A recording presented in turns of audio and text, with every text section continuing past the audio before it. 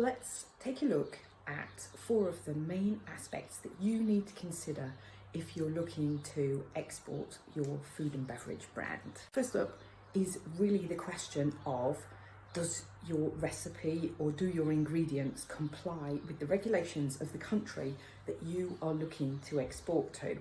So especially if you have products such as meat, dairy, or maybe it's a country that you want to export to where you need a halal or a kosher certification, or maybe you're looking at exporting something like alcohol or perhaps novel ingredients such as the kind that you get in some functional snacks or drinks, then you need to make sure that they are allowed in the country that you want to go to, and that you also know what are the regulations around registering those ingredients, or as a product, how your products need to be registered for that market. Point 2 that I'd like to think about is also the question of pricing and profitability.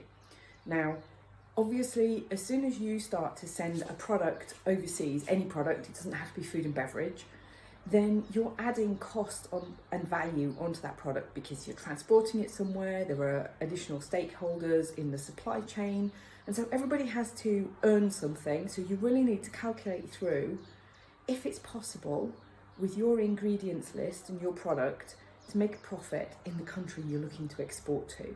That means calculating backwards from the shelf price that you need to achieve and taking into account all of the costs, including things like margins for distribution partners and customs duty, etc., to see how profitable you can be and that you're covering everything that you need to.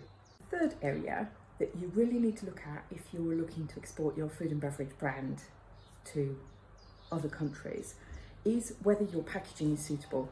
So there are lots of regulations around packaging, and of course you have to match the regulations for the country. That includes the information that needs to be included on your labels, and the size of the fonts and the type of packaging. But then of course you also need to make sure that you match the consumer expectations for your product, and of course that whatever packaging that you're using, be that the end consumer packaging or also the transport packaging, that is suitable for the market that you're going to. Remember, a lot of countries are perhaps hotter or more humid than your home market, so you might need to consider extra packaging or, for example, strengthening the corners of your pallets in order to make sure that things don't get damaged in transit. The final point that I want to make about food and beverages and exporting them is the question of, what shelf life do you actually have? Probably if you are selling at the moment in most Western European or most North American markets, your key accounts are going to be asking for you to have at least 2/3 remaining shelf life, maybe 3/4 remaining shelf life when you actually deliver the products in. So think about what that means if you're looking to enter into key accounts abroad.